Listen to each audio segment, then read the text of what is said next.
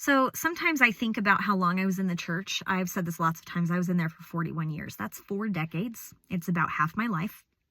If we're thinking realistically, if I lived to 80, it's about half my life.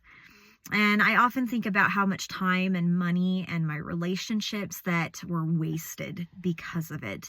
And I regret it. And I hate that part of me that was duped for so long. And I'm working on that.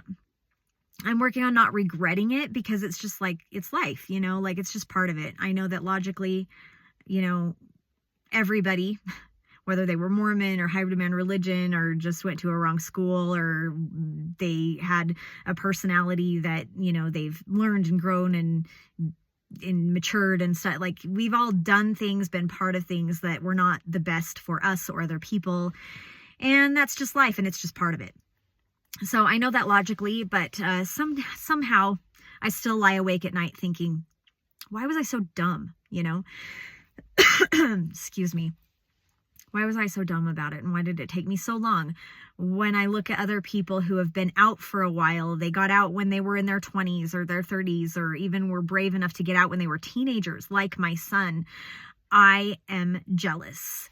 And yeah, so I'm still working on that. But sometimes, I just wonder, and I think I'm a smart person.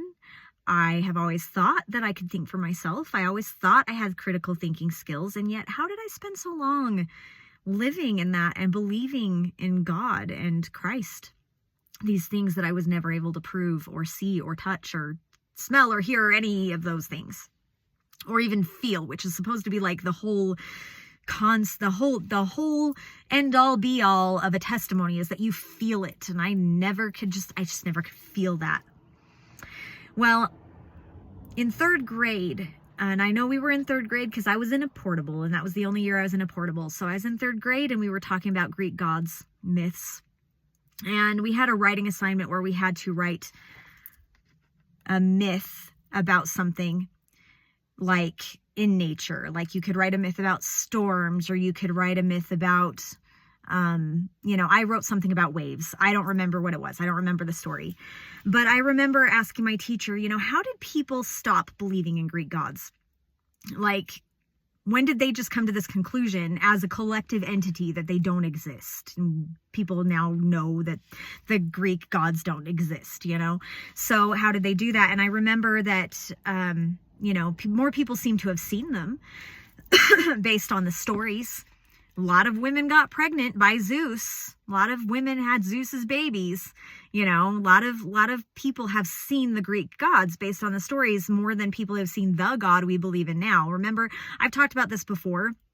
I really thought that everybody I knew was Mormon. I really thought that everybody I knew was Christian, and that's just the way it was, and it was true and everything.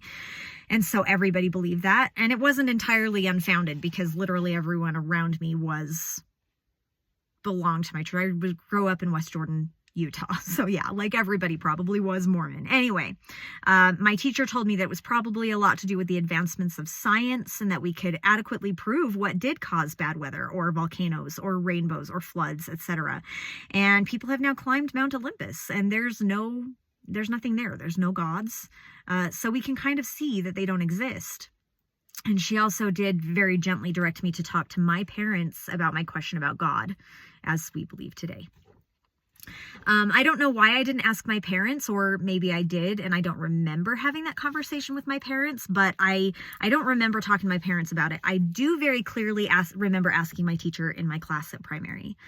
I guess maybe asking there felt less threatening. Like there were other kids as witnesses, I guess. I don't know. There wasn't any way for me to get in trouble. I don't know why at 8 years old I felt like I might get into trouble for asking that of my parents. I don't think that's something my parents really instilled in me. But, over this overarching religion, you pick those things up. This is not something I'm supposed to ask. And I knew that. So to me, it was a risky question to ask. Funny enough, while I remember asking that question, I don't remember the answer. I don't remember what my teacher said.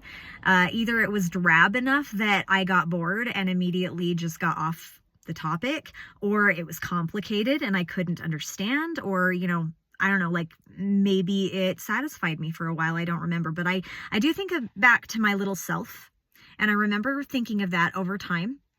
often, sometimes, that, like, what more evidence is there that God exists than there is of the Greek gods? There's less evidence. There are fewer people who have seen him. There are, there's fewer miracles that happen. Not that the Greek gods gave a lot of miracles either, but there's still, eyewitnesses, I guess. I don't know. But really, I don't think really that I always believed and went along. I think that some of my questions were probably just brushed aside and ignored often enough, and I was told to pray and obey often enough that eventually my life and the people around me made an environment that was so entangled in the church that the stakes were too high for me to get out of it, until suddenly the stakes were too high to stay in it. So that's my little spiel there, something I've been thinking about. Anyway, I'd love to hear from you. Let me know what you think in the comments. Thank you so much, and think terrestrial.